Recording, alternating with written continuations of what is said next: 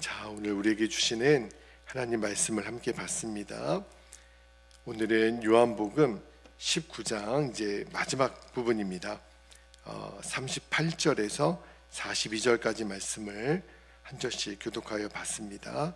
요한복음 19장 38절부터 한 절씩 교독하고요. 42절은 같이 읽겠습니다. 38절입니다. 아리마대 사람 요셉은 예수의 제자이나 유대인이 두려워 그것을 숨기더니 2일 후에 빌라도에게 예수의 시체를 가져가기를 구하매 빌라도가 허락하는지라 이에 가서 예수의 시체를 가져가니라.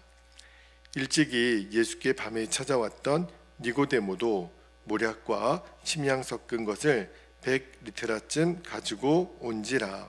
40절 이에 예수의 시체를 가져다가 유대인의 장례 법대로 그 향품과 함께 세마포로 쌌더라. 예수께서 십자가에 못 박히신 곳에 동산이 있고 동산 안에 아직 사람을 장사한 일이 없는 새 무덤이 있는지라. 42절 함께요. 이날은 유대인의 준비일이요 또 무덤이 가까운 고로 예수를 거기 두니라.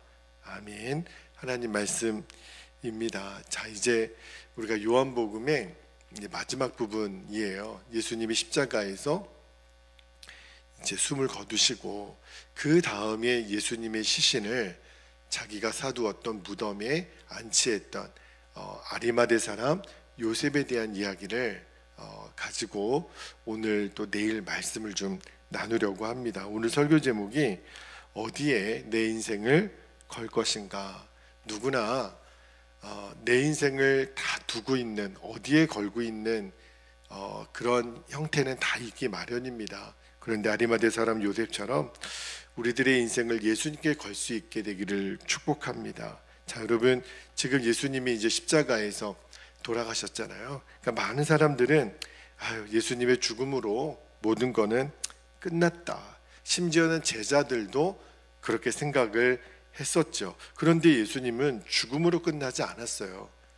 장사된 지 사흘 만에 부활하셨습니다. 여러분, 왜 부활이 중요하냐면 예수님이 사망 권세를 깨뜨리시고 승리하신 증거이잖아요. 그리고 하나님께서 예수님을 통하여 약속하신 예수님은 구원자이시다라고 하는 것을 증명해 보인 사건이 바로 예수님의 부활, 인류 역사상 가장 위대한 사건이 예수님의 부활이거든요. 예수님의 부활로 진짜 기독교의 역사는 새롭게 시작이 된 거예요. 자, 예수님의 부활에 대해서는 제가 이제 월요일부터 읽게 되는 요한복음 20장 나눌 때 좀 더 자세하게 살펴보겠고요. 오늘 내일 나누고 싶은 말씀은 그러한 인류의 정말 위대했던 그 부활, 예수님의 부활을 준비했던 사람이 있었다는 거예요. 그가 바로 오늘 본문에 나오는 아리마대 사람 요셉입니다. 그런데 이 예수님의 장례를 직접 치렀던, 여러분 기억나시죠?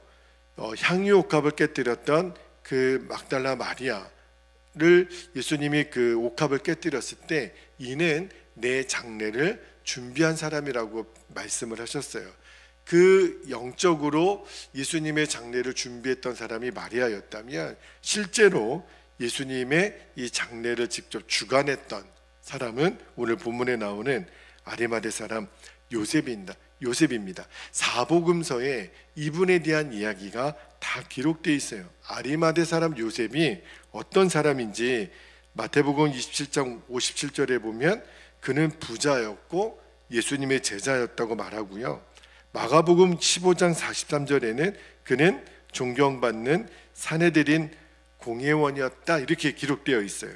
누가복음 23장 50절 51절에는 아리마대 사람을 요셉을 어떻게 묘사했냐면 공회의원으로 선하고 의로운 사람이었으며 예수님을 죽이기로 한 결정에 찬성하지 않았다고. 그러니까 이 사복음서에 오늘 요한복음에도 자세하게 나와 있잖아요. 자, 이 아리마대 사람 요셉은 예수님의 시신을 받아서 새 무덤에 예수님을 장사했습니다. 여러분, 그 당시에 왕이나 이 귀족 같은 이 부자들은요, 자신과 자신의 가족들이 묻힐 무덤을 미리 준비했다 그래요. 특히 이 요셉이 준비한 거는요, 나중에 우리가 마가복음 15장 46절에 또 살펴보겠지만 이 바위 속에 판 무덤이기 때문에 굉장히 그 만드는 일이 어려운, 다시 말하면 굉장히 어떤 값이 비싼 그러한 무덤이었다는 거죠. 아마 본인과 본인의 가족의 장례를 치를 무덤을 아마 이 요셉이 준비했었던 것 같습니다. 그런데 예수님의 시신을 거기에 이제 안치하는 일을 이 요셉이 하죠. 그 이사야 53장 9절에 나오는 이 부자의 무덤에 장사될 것에 대한 예언의 말씀을 이루는 도구로 이 요셉이 쓰임받게 되잖아요. 자, 그런데 이 아리마대 사람 요셉에 대해서 참 너무 귀하신 분이다, 사복음서에 다 등장하니까요. 이분은 어떻게 예수님의 부활을 준비하는 일에 쓰임받을 수 있었던 걸까? 그죠? 우리도 하나님의 역사를 준비하는 사람이 되려면 어떻게 준비를 해야 되나, 이 아리마대 사람 요셉을 통하여 세 가지를 좀 나누려고 해요. 오늘과 내일 두 가지, 그리고 내일 마지막 한 가지를 좀 나누려고 합니다. 자, 첫 번째는 이분이 어떤 분이었는지 살펴보겠는데요. 하나님의 나라를 기다리는 사람이었다는 거예요. 그러니까 하나님의 나라를 기다리는 사람이 하나님의 역사에 쓰임받는 사람이라는 거예요. 자, 말씀 한 구절만 볼게요. 마가복음 15장 43절에 아리마대 사람 요셉을 이렇게 묘사합니다. 그는 존경받는 공회원이요, 잘 보세요, 하나님의 나라를 기다리는 사람이었다, 이렇게 기록되어 있어요. 여러분, 아리마대 사람 요셉은요, 메시아를 통해 완성될 하나님의 나라를 기다리는 자였다고 성경은 기록하잖아요. 여러분, 하나님의 나라는 어떤 공간적인 지리적인 개념이 아니라 하나님의 통치가 이루어지는 곳, 하나님이 다스리시는 나라가 하나님의 나라잖아요. 여러분, 요셉은요, 유대인들이 갖고 있었던 최고 권력기관이었던 사내들인 공회원이었다고 해요. 그러니까 당시에 이 사내들인 공회원들 중에서도 이 존경받고 영향력이 있는 사람 중에 한 사람이었다라는 거예요. 게다가 이 개인 무덤을 가질 수 있는 굉장히 부자였다는 거죠. 그러니까 아리마대 사람 요셉은요, 명예도 권력도 부를 다 가지고 있었던 사람, 당시에 굉장히 손꼽힐 만한 굉장히 존경받는 사람이었다는 거죠. 그런데 그의 소망은 이 말씀에 의거하면 이 세상 나라가 아니라 하나님의 나라였다라는 거예요. 돈도 있어요, 명예도 있어요, 권력도 있어요. 사람이 가지고 싶은 걸 다 갖고 있지만, 그러나 아리마대 사람 요셉은요, 하나님의 나라를 기다릴 줄 아는 사람이었다는 거예요. 여러분, 예수님이 이 땅에 오신 목적을 말씀하시잖아요. 내가 온 것은 하나님의 나라를 세우기 위함이라. 예수님이 늘 말씀하셨잖아요. 여러분, 그래서 예수님이 제자들에게 우리가 어떻게 기도해야 됩니까? 라고 물었을 때 예수님이 가르쳐 주셨던 마태복음 6장에 보면 주기도문 나오죠. 여러분, 주기도문 6장 10절 말씀을 한번 볼게요. 마태복음 6장 10절에 보면 나라가 임하옵시며 뜻이 하늘에서 이루어진 것 같이 땅에서도 이루어지이다. 여러분, 이 말이 무슨 말이에요? 하나님의 나라가 너희 안에 이루어지기를, 하나님의 나라를 기다리라, 이 기도거든요. 여러분, 아리마대 사람 이 요셉이 하나님의 나라를 기다렸다는 말이 무슨 말이에요? 늘 하나님의 다스리심을 받았던 경건한 사람이었다라는 것을 말해주는 거예요. 여러분, 우리도 하나님의 나라가 내 안에 임하여 주옵소서, 하나님의 나라가 우리 가정과 우리 교회와 이 익산 땅에 하나님의 나라가 임하기를 기대합니다. 이 말은 하나님의 통치를 받는, 나는 하나님의 통치를 받고 우리 가정과 우리 교회와 이 익산 땅은 하나님의 다스림을 받는 나라가 되게 해주십시오, 그 기도거든요. 아리마대 사람 요셉이 그랬다는 거예요. 그의 인생의 목적이 나의 뜻이 아니라 오직 그는 하나님의 뜻이 이루어지기를 원했던 사람. 하나님은 바로 이런 요셉을 통해서 예수 그리스도의 부활의 새 역사를 준비하셨다는 거죠. 여러분, 저와 여러분의 비전, 우리의 소망은 하나님의 나라인 거죠. 그리고 그 하나님 나라의 중심이 되시는 예수 그리스도, 이것이 우리의 소망 아닙니까? 그래서 사도 바울이 로마서 14장 8절에 보면 너무너무 유명한 고백을 하잖아요. 로마서 14장 8절에 우리가 살아도 주를 위하여 살고 죽어도 어떻게 해요? 주를 위하여 죽나니 그러므로 사나 죽으나 우리가 누구의 것입니까? 주의 것이로다. 이 사람이 바로 예수님을 왕으로 모신 하나님의 나라, 그 사람 마음에 이미 하나님의 나라가 임했다라는 거예요. 하나님이 지금 찾으시는 사람이 누굴까요? 바로 이런 사람, 하나님의 나라가 내 마음에 임한 사람. 하나님, 언제나 하나님의 통치와 하나님의 주권 아래 있는 그 사람을 하나님은 찾으세요. 왜요? 하나님의 역사를 이룰 도구로 쓰시기 위해서 그 사람을 통하여 부활의 역사를 이루어 가시는 거예요. 이 아리마대 사람 요셉을 통하여. 여러분, 이 세상에서 가장 복된 인생이 누굴까요? 하나님께 쓰임받는 사람. 저는 저와 여러분이, 우리 베델교회가 하나님께 쓰임받는 사람이 되기를 축복합니다. 여러분, 오늘도 우리가 사람에게 쓰임받는 것도 중요하지만 하나님 그분께 쓰임받는 인생은요, 정말 복이 있는 인생이에요. 하나님이 우리에게 아무리 많은 재능을 주시고 돈을 주시고 건강을 주셔도 그거를 나를 위해서만 쓰면 아무런 의미가 없어요. 여러분, 하나님이 우리에게 돈을 왜 안 주실까요?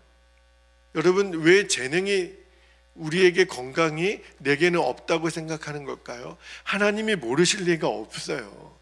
여러분, 돈이 많은 게 복이 아니라 이 돈을 가지고 하나님의 나라를 위해 쓰임받을 준비가 되었는가, 하나님은 그거를 먼저 보시는 거예요. 어린 아이들에게는 돈을 맡길 수 없죠. 여러분, 초등학교 1학년짜리에게 돈 1억을 맡길 수 있습니까? 야, 너 마음대로 한번 써봐. 못 맡기죠. 왜요? 그 돈을 쓸 수 있는 준비가 안 돼 있는 거예요. 하나님도 우리에게 건강과 재정과 또 어떤 할 수 있는 여러 가지 툴을 왜 안 주실까요? 아직 준비가 안 돼 있는 거예요. 뭘 보면 알 수 있죠? 나는 하나님의 나라를 기다리는 자인가? 다시 말하면 하나님의 뜻이 나를 통하여 이루어질 수 있도록 나는 준비된 자인가? 그렇죠? 하나님의 나라를 위하여 내 마음이 준비가 되어졌다면 하나님이 왜 안 주시겠어요? 하나님이 우리에게 하나님의 건강과 재정과 또 여러 가지 것들을 왜 안 주시겠어요? 먼저 준비되어야 될 것, 너희는 먼저 그의 나라와 의를 구하라. 그리하면 이 모든 것을 너희에게 주시리라. 그 말씀이 바로 이거예요. 내가 하나님의 나라를 위하여 쓰임받을 준비가 되었는가? 여러분, 하나님께 쓰임받는 인생처럼 복된 인생은 없어요. 여러분, 그러므로 내 인생의 목적이 오직 예수 그리스도 그분이신가를 확인하면 됩니다. 여러분, 나의 비전이 고린도전서 10장 31절에 보니까 먹든지 마시든지 무엇이든지 하나님의 영광을 위하여 하라. 그거 하나만 확인하면 돼요. 하나님의 나라를 위하여 기다리고 하나님께 쓰임받는 복을 간절히 사모했던 사람, 바로 그 사람이 아리마대 사람 요셉이었다라는 거예요. 하나님의 새 역사를 준비되었던 그 사람처럼 저와 여러분이 그리 되기를 축복합니다. 그리고 두 번째는요, 아리마대 사람 요셉이 어떤 사람이었냐면 하나님의 나라에 인생을 걸었던 사람이라는 거예요. 제가 오늘 설교 제목을 어디에 내 인생을 걸 것인가 이렇게 정해봤는데 바로 이 부분 때문에 그랬어요. 하나님의 나라를 기다릴 줄 아는 사람은요, 하나님 나라에 인생을 겁니다. 여러분, 누구나 다 내가 인생을 거는 대상이 있어요. 하나님의 나라를 기다리지 않은 사람은 어디에다가 인생을 걸까요? 세상에다 인생을 걸겠죠. 집에다 인생을 걸고, 자동차에 인생을 걸고, 건강에 인생을 걸고. 그 사람이 어디에다가 관심을 두고 있는지를 잘 살펴보면 이 사람이 하나님의 나라를 기다리는 사람인지 아닌지 드러납니다. 오늘도 내 인생을 내가 하나님을 기다리는 사람이라면 내 인생을 당연히 하나님 나라에 걸죠. 그러나 그렇지 않은 사람은 맨 세상에다가 인생을 걸고 살 거예요. 여러분, 우리들의 인생은요, 신앙생활은 늘 선택의 연속이거든요. 내가 믿음으로 살 것을 선택할 것인가? 만약에 그렇지 않다면 그 반대쪽을 선택할 거예요. 일부러 내가 그 반대쪽을 선택하지 않는다더라도 내가 믿음으로 사는 것을 선택하지 않으면 저절로 결국은 반대쪽의 인생을 살아가게 될 거예요. 그러므로 신앙생활은, 여러분 연어라는 물고기 아시죠? 연어는 흐르는 강물을 거꾸로 올라가잖아요. 거기서 산란을 하게 되잖아요. 모든 물고기들이 다 흐르는 물 따라 흘러내려가는데 이 연어라는 물고기는 거꾸로 올라간다는 거예요. 신앙생활이 똑같다는 거예요. 세상 사람들은 다 탕류로 흘러갈지라도 나는 거꾸로 올라가는 거죠. 나는 믿음대로 사는 것을 선택하는 거죠. 여러분, 만약에 우리가 하나님 믿음으로 하나님의 나라를 향하여 나아가는 선택을 하지 않으면 우리도 떠내려갈 거예요. 어디로요? 세상으로. 그래서 하나님 나라의 인생을 걸라는 거예요. 하나님 나라의 인생을 걸지 않으면 우리는 세상 나라의 인생을 걸게 될 겁니다. 다 드러나게 돼 있어요. 우리들의 관심이 어디에 있는지. 예수님을 왕으로 모시지 않으면 결국은 내가 왕이 되는 삶으로 선택을 하게 돼요. 그게 무서운 거죠. 여러분, 하나님 나라의 인생을 거는 것은 결코 쉽지는 않아요. 왜냐하면 그 길이 좁은 길이기 때문에 그래요. 여러분, 모험이고 도전이거든요. 왜냐하면 하나님의 나라는 우리들의 육신의 눈에 보이지 않으니까. 오늘도 이 새벽에 나와 기도하는 것, 세상 사람들은 우리들을 향하여 미련하다 그래요. 조금 더 편하게 자고 아니면 무슨 운동을 가든지 아주 궁상맞게 저기 앉아서 뭐 하냔 말이에요. 안 보이는 거죠. 그러나 우리는 보이잖아요. 하나님의 나라가 실제하는 것, 하나님의 나라가 다가오고 있음을 우리는 믿잖아요. 그래서 우리는 이 길을 좁지만 선택을 하는 거잖아요. 저와 여러분은 하나님의 나라의 인생을 건 사람들이잖아요. 아멘입니까? 그러한 사람들이 하나님의 역사에 준비된 사람으로, 하나님 역사에 쓰임받는 사람으로 우리를 사용하신다고요. 오늘 말씀에 38절 한번 볼까요? 38절에 아리마대 사람 요셉을 이렇게 표현합니다. 아리마대 사람 요셉은 예수의 제자이나 유대인이 두려워 그것을 숨겼더니, 그도 처음에는 유대인들이 두려웠다 그랬어요. 그러나 이 일 후에가 어디예요? 예수님의 십자가 죽음 후에 빌라도에게 예수의 시체를 가져가기를 구하며 빌라도가 허락하는지라 이에 가서 예수의 시체를 가져가니라. 여러분, 이 38절 말씀이 그냥 스쳐 지나가는 말씀이 아닌 거예요. 왜냐하면 아리마대 사람, 그 사람도 인간이라 두려운 거죠. 왜요? 유대인들이 내가 만약에 예수의 제자라는 사실을 알게 되면 나를 죽일 수도 있고 나를 출교할 수도 있는 문제거든요. 그러나 아리마대 사람이 더 이상 그거를 숨길 수가 없어요. 왜? 예수님이 죽으셨거든요. 결정적인 순간이 드러난 거예요. 가만 보니까 십자가에 매달려 있는 예수님을 어느 누구도 장사하겠다고 나서는 사람이 없는 거예요. 십자가 곁에 있었던 요한 외에는 제자들도 다 도망갔어요. 예수님의 형제들도 있지만 선뜻 예수님의 시체를 달라고 이야기하지 못합니다. 왜 그럴까요? 여러분, 일반적으로 가족들은요, 죽은 사람의 시신을 요구할 수 있었지만 이 정치범이나 반국가적인 죄로 사형된 시신에 대해서는 시신을 가져가는 것도 허락하지 않았다는 거예요. 그러니까 십자가의 죽음은 너무 비참한 거죠. 만약에 그 십자가형을 당했던 사람이 시신을 요구하면 너도 공범자구나, 그렇게 오해를 받고 가족들조차도 그게 두려워서 시신을 달라고 하기를 꺼려했다는 거예요. 게다가 예수님은 이 사내들인 공회에 의해서 정죄를 받았잖아요. 그러니까 예수님의 시체를 요구하는 일은 사내들인 공의회를 모욕하는 거예요. 잘못하면 출교당할 수 있는 그 상황이거든요. 그게 무서워서 예수님을 믿는다는 말을 하지 못했다는 거예요. 제자들도. 그러니까 누구도 예수님의 시신을 장사할 엄두를 내지 못하고 있었을 그때 누가 나타난 거예요? 아리마대 사람 요셉이 등장합니다. 시체를 달라는 거예요. 빌라도에게.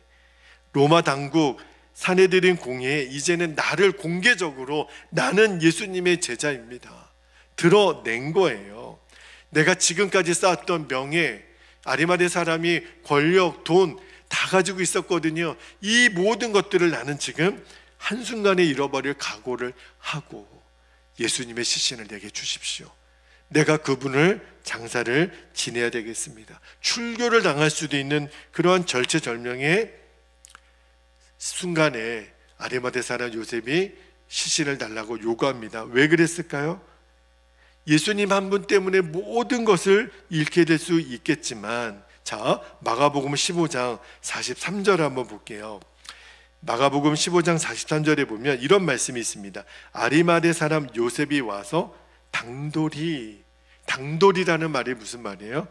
내가 이 모든 것을 잃어버릴 각오를 하고 빌라도에게 들어가 예수의 시체를 달라 하니 이 사람은 존경받는 공의원이요 하나님의 나라를 기다리는 자라. 제가 조금 전에 말씀드렸죠.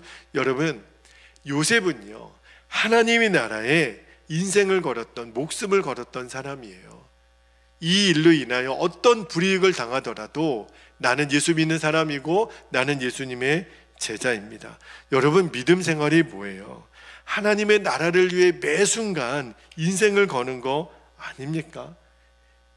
예수님을 위하여 인생을 걸었던 요셉, 그는요 하나님이 예수님의 부활을 위해 준비하는 너무너무나 소중한 사람으로 쓰임을 받아요. 그게 하나님이 일하시는 방법이라는 거예요. 여러분, 하나님이 그나마 우리 인생에 이렇게 역사하실 수 있었던 것은 크든 작든 우리도 하나님의 나라를 위해서 인생을 걸었기 때문에 지금 이곳까지 온 거예요. 할렐루야. 여러분 기억하십시오. 내 인생은 하나님의 나라를 위해 인생을 거는 거예요. 그 사람을 통해 하나님이 역사하십니다. 여러분, 나의 영광이 아니라 하나님 나라에 내가 인생을 걸었다면 그 사람처럼 복된 사람은 없어요. 하나님의 나라를 위하여 목숨을 걸었다면 결과에 상관없이 그에게 하나님의 축복이 임할 거예요. 왜요? 하나님의 나라는 망하지 않거든요. 하나님의 나라는 반드시 승리하거든요. 그 반드시 승리하는 하나님의 나라에 내 인생을 걸었다면 그 자체가 복인 거예요. 누구처럼? 아리마대 사람 요셉처럼. 저는 저와 여러분이 오늘 새벽에 정말 기도하고 싶은 것이, 하나님, 우리도 하나님의 나라를 기다리는 사람, 하나님의 나라를 위하여 내 인생의 모든 것을 걸 수 있는 사람이 되기를 예수님의 이름으로 축복합니다. 이제 우리 함께 기도하겠습니다.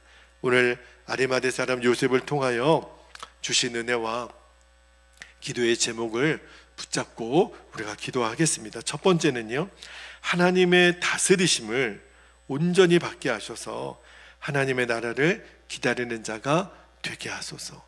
여러분, 오늘 내 걸어가는 삶의 모든 순간에 하나님, 나를 다스리소서.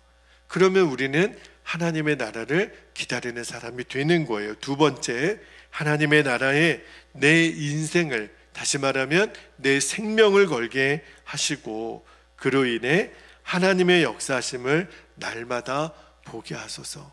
여러분, 내 육신의 눈에 보이지는 않아도 하나님의 나라는 실제하거든요. 거기에 우리들의 인생을 거는 사람이 됩시다. 하나님이 반드시 우리를 통하여 하나님의 역사를 이루실 줄 믿습니다. 오늘 이 두 가지 기도 제목을 우리가 꼭 붙잡고, 주님, 나를 그렇게 써주십시오. 하나님의 나라를 기다리는 자로, 하나님의 나라의 인생을 거는 자로 주님, 나를 붙잡아 주십시오. 이 시간에 우리가 주님의 이름을 간절히 부르신 후에 통성으로 기도하겠습니다. 주여